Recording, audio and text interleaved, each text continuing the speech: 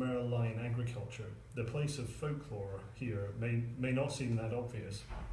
So it's with this uncertainty in mind and with this folk theme that we've got for autumn that I wanted to think about the place of folklore studies in relation to the museum, in relation to its origins, to its collections and its current trajectory. So we're changing, we're thinking a lot about folk culture.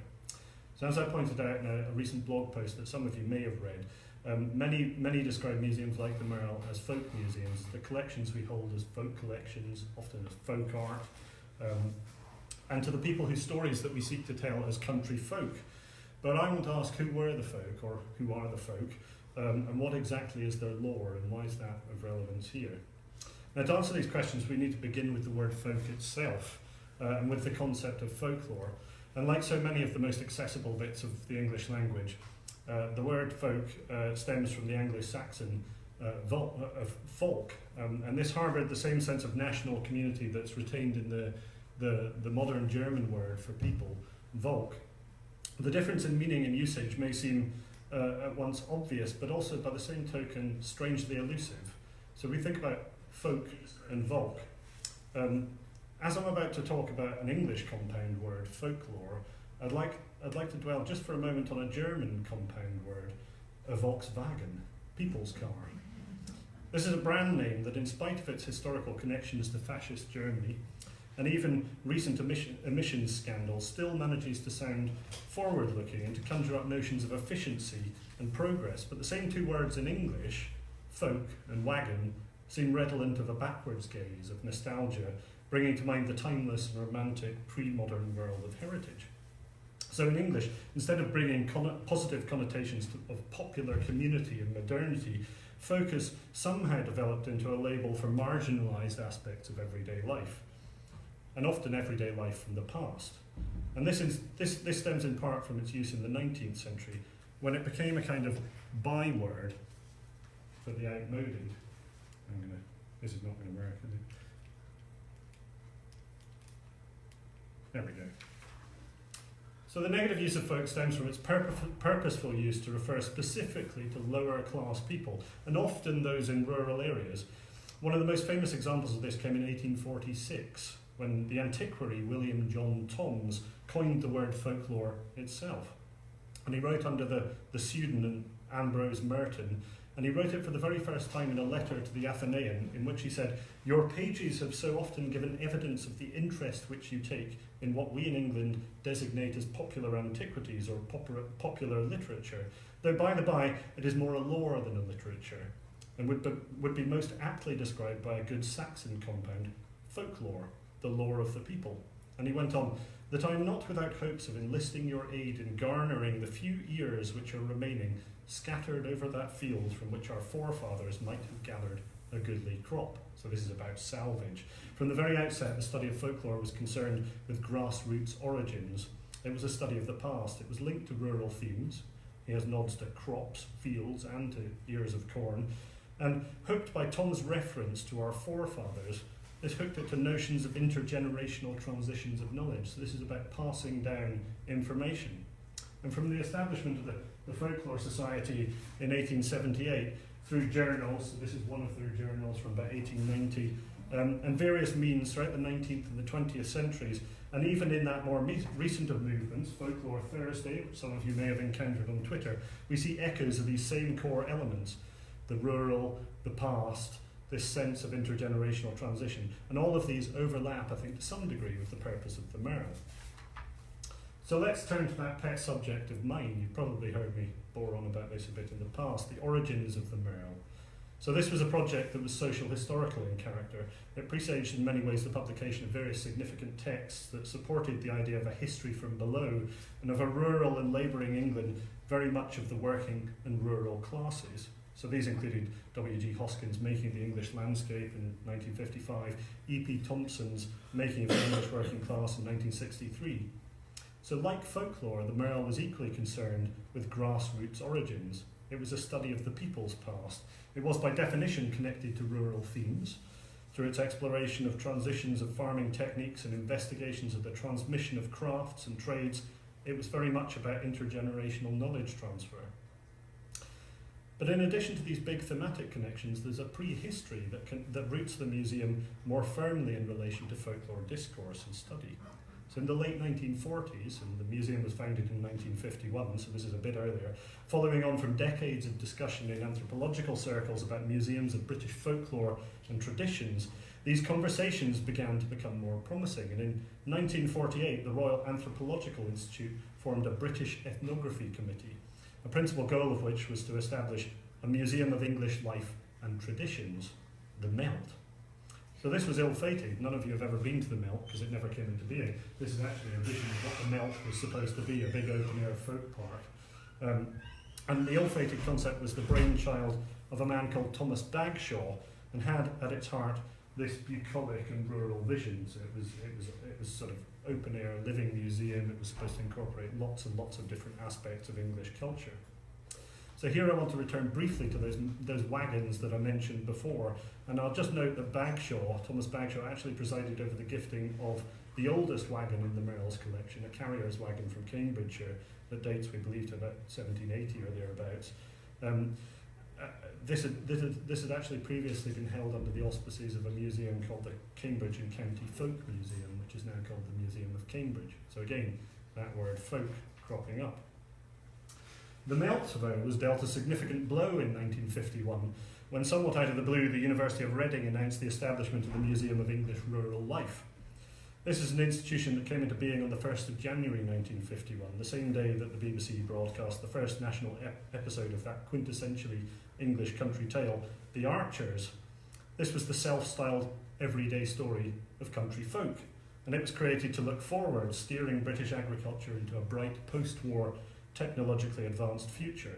The museum, meanwhile, was founded to look back and to chart ways of life seen to be under threat or on the wane. Both were begun by prominent agriculturalists, and here we have them. One, a master and pioneer of broadcast approaches to agricultural improvement, and the other, a lecturer in agricultural machinery from a significant farming family. So we can see Godfrey Bazley, founding father of the Archers, interviewing John Higgs, one of the significant principal figures in founding the Museum of English Rural Life. Bazley's interviewing Higgs for a live broadcast from the university's White Knights campus up the road in 1954. And of course we've got Dan and Doris Archer down in the corner checking things out from the farmhouse gate.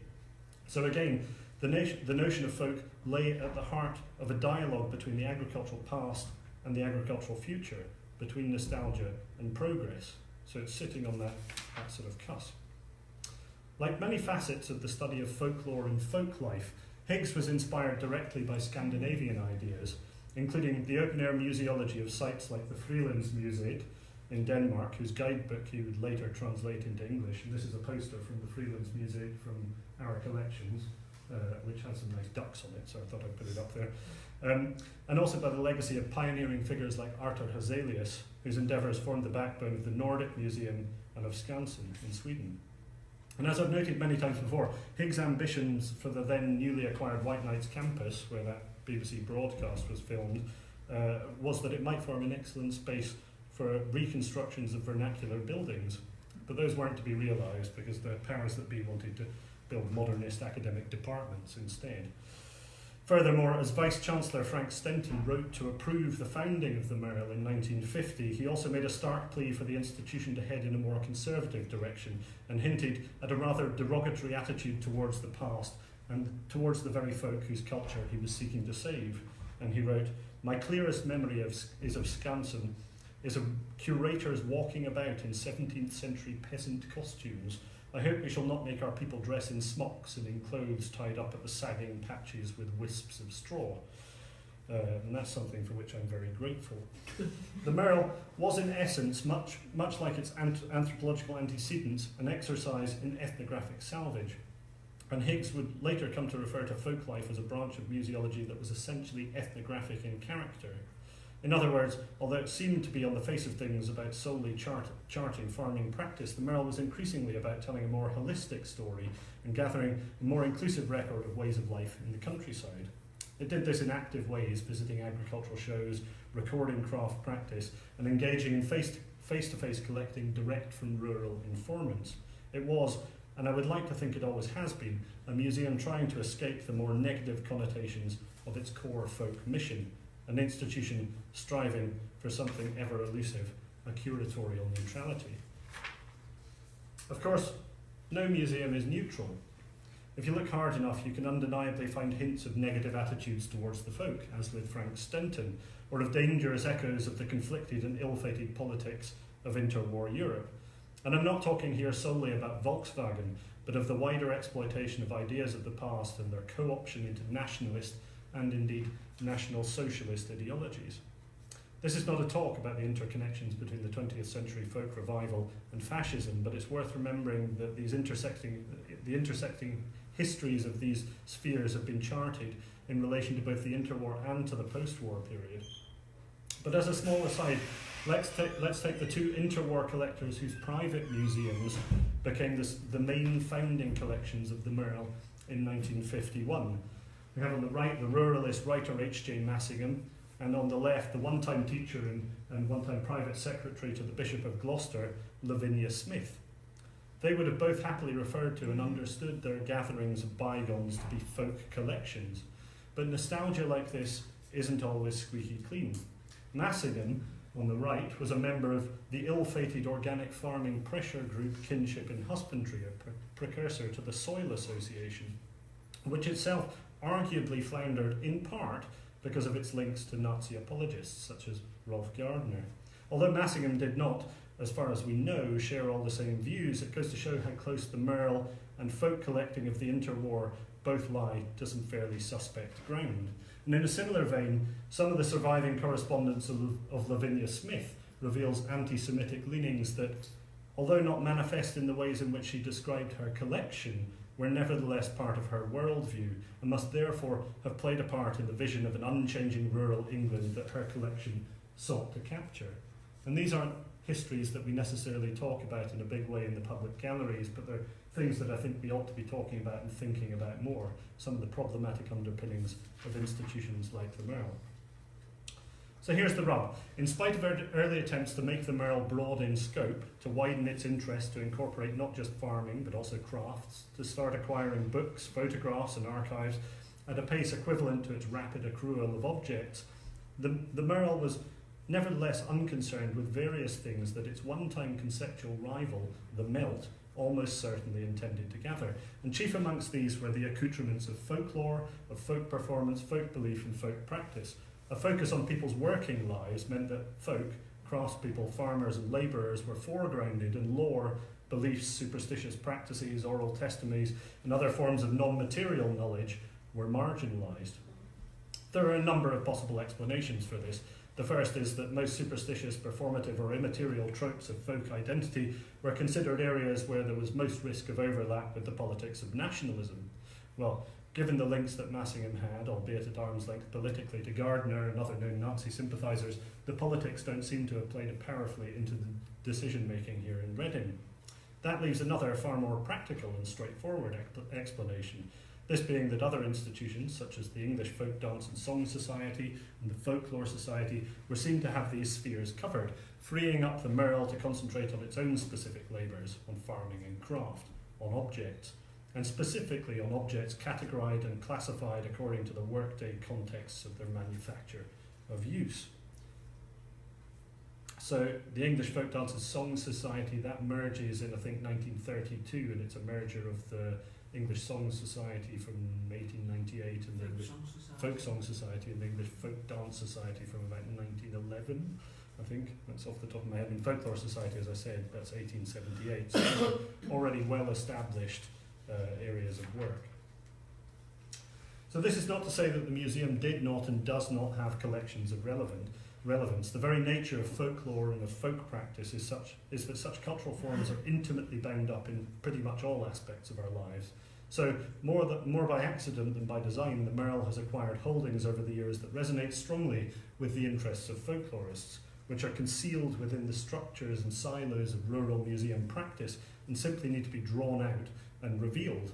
For example, in our new displays alone, there are deliberate nods towards the importance of the seasonal round and artefacts that connect to so many aspects of England's rich folklore. Here we have an Essex version of a traditional cornet, which was gathered by the museum as an example of the decorative use of straw, the handcraft skill of agricultural labourers, and the importance of harvest, and not because of its role in traditional harvest beliefs or its part in a more complex story of folk revival. And there's a great piece from the Folklore Society's journal that hints at the controversial place of revivalist strawcraft in relation to the study of folklore, which sadly I haven't got to hand, but it's incredibly vociferous in its critique, and it basically has a go at the Rural Industries Bureau for having any interest in this kind of stuff, that this is modern revival, it's not traditional, it hasn't got its origins in anything particularly important, and it's separate entirely from the actual tradition of harvest maidens and corn maidens. So given this critique, and this is a folklorist having a go at people in the sort of craft collecting and recording world, it's possibly easy to see why scholars here at the MERL might have shied away from drawing too many parallels between the two spheres. This Barnstaple-ware jug, which is in one of our galleries, was acquired to embody the skills of the traditional potter and to capture a regional style. However, little weight was placed on the time of its acquisition on the words of the Barley Mow that appear upon it. So it's got the words of the song The Barley Mow written on it. And it's since been one of a whole handful of artefacts connecting to this museum and its collections to the category of folk or vernacular art. It went on loan to the major folk art retrospective at Tate Britain. And the museum itself hosted a temporary exhibition of popular art in the late 1950s, which was guest curated by a significant design and art duo, Enid Marks and Margaret Lambert, whose collections now form one of two main constituent parts of the increasingly well-known folk art holdings of Compton Verney. So folk art, which is a sort of slightly messy and problematic category, is one that this museum is bound up in historically and connected to even in a relatively contemporary museum environment and world. Here's a perfect example of a horse brass acquired to represent metalwork, to help reveal the vital place of heavy horses in farming life, all of which are sort of pretty much in keeping with what the MERL's about. It's about trades and crafts on the one hand and agricultural practice on the other. But its apparent protective symbolism may not have operated as a speculative and secondary consideration in the context of its acquisition. It may have done, but probably not to any major extent. Nevertheless, interest in such symbols and also in such objects harks back to the work of the so-called savage school of folklorists of the late 19th century. And this was a period when the discipline was intimately bound up in the emergent study of anthropology. And when the work of evolutionary anthropologists such as Edward Burnett Tyler, the first keeper of the Pitt Rivers Museum, were in their heyday, Tyler himself was the son of a brass foundry owner, and he actually collected examples almost identical to this of horse brasses and wrote about their possible links to protective emblems against the evil eye. There's lots of spurious sort of history underpinning Tyler's connecting of these, and it's not necessarily grounded in fact, but nevertheless, these are objects that folklorists and the folklore world would be interested in if they knew they were here at the MERL. Here we have some shoes, and these were gathered by the MERL as an example of leather working, of the skill of country cobblers and the vital place of footwear on the farm. The museum's original documentation made very little of the fact that they were found stuffed in the attic of an old house, and were almost certainly placed there to protect the inhabitants against witchcraft or evil forces. In effect, their final apotropaic purpose has remained an insignificant sideline to the ways in which the museum has recorded their history. And the same is possibly true of the sedge mattress that's on display in one of the galleries in the museum, which itself was found rolled up in the attic of a 15th century farmhouse. So these kinds of concealed and magical objects lie hidden in collections like the MERL and elsewhere. And if you're interested in those, I'd urge you to go and see the Spellbound exhibition at the Ashmolean Museum in Oxford at the moment, which has some great reconstructions of chimneys with some of these objects sort of hidden inside them. And I think I've got these shoes out for our pop-up display after the seminar as well, so we can have a closer look at those and some other examples. The boundaries of the museum's practice, however, are not always that clear-cut, any more so than its collecting policies. Indeed, the examples I've already cited contrast with the odd instances when it deliberately acknowledged the vitality of folklore and of traditional folk practice, but sought this in the most urban of places. So here we have a helmet from a hobby horse costume. I've got the hobby horse costume out for you to have a look at. And the baldric from a Morris outfit. That baldric's on display in the museum. Both of these came originally from a London-based group, the Whirly Gigs. So whilst this acquisition came to the MERL more by accident than by design, this is a set of material that nevertheless helps to reveal how skewed and biased our sense of the very idea of folk culture is. The fact that a London-based folk performance seems somewhat counterintuitive helps to reveal how problematic some of these divisions, past and present, rural and urban, folk and non-folk, actually are. The museum has continued to collect and now does so in ways that account for representations in wider cultural practices. So here on the left we have a watercolour by Norman Thelwell, who's best known for his little fat horse paintings, one of which you see a little horse in the middle of there, it's actually a bigger horse. And this depicts the fictional age-old custom of beating the barn cake at Abbott's dawdling. And this helps us explain how we come to think about rural England in quite the ways that we do. That we have these sort of nostalgic ideas of smock-wearing yokels, and it's all bound up in a sort of revived and reinvented folk tradition. And even when we incorporate that into the centre of an urban context, it's unashamedly rural in character somehow. It's sort of got that nod to nostalgia, nod to the countryside. And again, the same thing is slightly evident in this object on the right. So this is the head of a staff that was used in Beating the Bounds of Berkshire as part of a fundraising initiative for Age Concern in May 2009. So contemporary folk revival at its most explicit. I'm not entirely sure, and I'll have to look because I think the map is in the archives, whether it was Beating the Bounds of Historic Berkshire or whether it was Beating the Bounds of the Unitary Authority of Berkshire post-1974, but either way, it's folk revival in action. Following on from thoughts about recent collecting, I want to briefly showcase a little bit of the work that we do today. So we're currently one of several museums working with the English Folk Dance and Song Society as part of a continuation of residencies that emerged originally as, from a project called the Full English. We're lucky enough to have Pete Flood and Jackie Oates responding to the collections that we hold and helping to reveal more folkloric facets of our holdings through performance. So Jackie played and sang at the Folklore Society conference, which we hosted here at the museum earlier this year.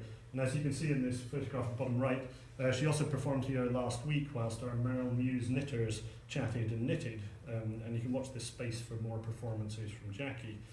As a percussionist, Pete, who I haven't got a picture of, I'm afraid, is interested in, amongst other things, the use of rough music as a form of popular justice.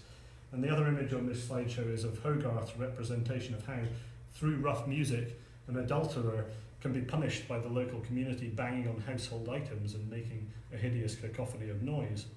So picking up on this same theme and on obvious material intersections with the museum's collections, a colleague from the University of Reading's Law Department called Steve Banks, who writes about rough music and about popular justice, led a recent gallery tour in which he talked about popular protest, and then we culminated in a pop-up display of smocks, pots, horns, pans and skimming spoons that would be required by such justice. So we basically took Hogarth's image as a jumping off point, and we looked for the object and basically find everything that these people are brandishing and making noise with in our collections. We're also coming to the tail end of an Arts Council England project designed to bring fresh and creative thought to the challenge of collecting intangible cultural heritage in museums. And we had storyteller Chip Colquhoun, shown here, making a series of vodcasts of folk tales which he told in the museum space and used these to link oral tradition, museum collections and contemporary craft. And these use museum holdings as a jumping off point for revisiting folk narratives and craft practice. For example, in one recording, Chip tells the story of the witch and the farrier, and in a related vodcast he learns about the work of a modern blacksmith. And you can see all of these storytellings and some of those craft films from various links that appear from this page here. As part of the same project, the artist Georgina Barney and the farmer artist, or self-styled fartist, Kate Jennifer, co-developed a Twitter and art-based project called the Museum of Contemporary Farming. And this sought to gather the less material facets of our engagement with agriculture. And here we have a photo which shows the giving of luck money, which is a superstitious practice whereby a small sum of money is paid to those who purchased your livestock. So it seems somewhat counterintuitive to pay people who are buying your livestock, but this is still common practice in various parts of the UK. And the insert to the bottom right shows a small comment that's linked to an event that we held in relation to the Museum of Contemporary Farming that hints at the vital place of weather lore in our day-to-day lives. And farmers and people who work in the countryside are, from my experience, obsessed with the weather and still rely on weather lore as much as they rely on the weather forecast. Again, as part of the same project, we're working with a clog maker at St Fagans Museum in Wales, Geraint Parfitt, to commission a new pair of working clogs for this contemporary clog dancer and folk musician Hannah James, and she'll be designing a performance and a how-to video tutorial for our visitors, which can be trialled here and at St Fagans. And she's also going to headline our annual lecture event this autumn, which we're running in partnership with the English Folk Dance and Song Society and others. And finally, I want to leave you with some brief thoughts about the museum's recent and somewhat unexpected viral diversion, the Absolute Unit. Over 108,000 people have now liked this tweet, and over 30,000 people have retweeted it, and our Twitter followers have grown from somewhere around 10,000 to almost 44,000. And the reason for this is not only the skillful work of our social media master Adam Kazari, who's currently, I think, in Chicago talking about this same image and this same tweet, but is also to do with the power of the meme. In the past, a meme simply meant a cultural trait or a way of behaving that was transmitted through imitation. Essentially, much like the intergenerational passage of folklore or of craft skills or of agricultural knowledge. In the age of social media, it means something copied, slightly tweaked, and then spread rapidly by internet users. Here, the turn of phrase, "look at this absolute unit," was applied to numerous subjects, and the one that stood out from the crowd was this image of an Exmoor horn, as drawn from the MERL's photo collection. The meme may well be the new proverb or charm, a powerful but brief epithet that spreads rapidly and harbours shared meaning and value. It's also unpredictably powerful and socially mediated, and a touch more technologically dependent than its handwritten, printed or spoken precursors. This beast of a ram and its potent link to other broader cultural trends identifies the MERL as not only a potential site for re-evaluating who the folk are and an institution that's able to participate in the acquisition and study of contemporary folk culture, but the MERL as an active participant in folklore, a source of folk life and folk practice in its own right, and a context where the notion of the folk might be rightfully reclaimed and rehabilitated through new forms of expression. And I shall leave you with the word folk again. Are there any questions? I realise I've rattled through that pretty quickly, but I wanted to get through it as quickly as possible so we could go and look at objects upstairs. I was wondering why Wales had St Fagans, and what date it was, but we never had, as you said, English buildings. I think that ties into some of what I was saying about the idea of nation building and national culture. St Fagans, I'm pretty sure, was founded in about 1948. Does that sound right? I think so. We have the Highland Folk Museum, founded, I think, in the 1930s. That's Isabel Grant's project. We have what's the Irish one? The Ulster Folk and Transport Museum again. I think that's around about the same time. They all come into being roughly the same period, from the interwar period through to about the time MERL is founded. And then there's a later post-social history of museums period when a number of other open-air museums are established in there regions are of some England. localised ones like Avonproft. They're largely later, though. Or the Black Country Yeah. Museum, but that's industrial. Yeah. But England doesn't really have They, a national yeah. buildings collection. And the reason for that is exactly bound up in the failure of MELT, because that's what the British British Anthropology Committee of the Royal Anthropological Institute were working towards, and they're gazumped by the University of Reading, basically. So, and because Frank Stenton and his colleagues decided not to fill white nights with farm buildings and vernacular architecture, and instead fill it with the Hums building and other such delights. We don't have a central institution. But in some ways that's better, because there was a fundamental flaw in Bagshaw's idea, in that it was supposed to represent different regional types of farming and to do it all on one site. And actually there's a very strong correlation between local topographies and the ways in which people farm in particular places, and the kinds of buildings that they build there and the kind of technologies they use. And that would have been very hard to achieve, I think. You'd have to have... It's too complex, Yeah.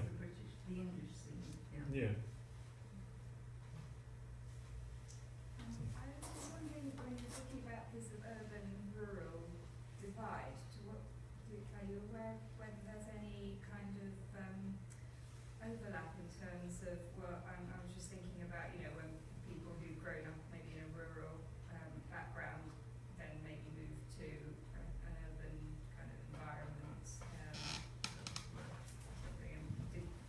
there any evidence that you know of people sort of bringing their rural traditions and folklore into an urban environment?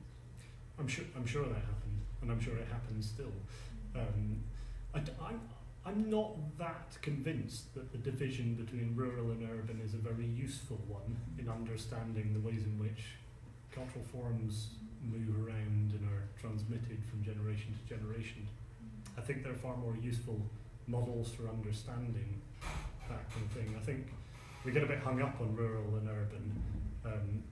Some of the galleries in the museum are deliberately designed to play around with that and to communicate a sense, the degree to which our lives play out in similar ways in the countryside and in the town.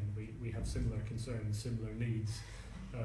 Perhaps our access to those things differs slightly, and our capacity to access those resources, for example, healthcare, is one that springs to mind. But those relationships that we have, again, in the galleries, we talk about the period when heavy horses were in their heyday, and there were more heavy horses in the town than there were in the countryside, which seems, again, very counterintuitive. It's, horses are of the countryside to us today, but actually in the past that wasn't the case. In the countryside and Exactly.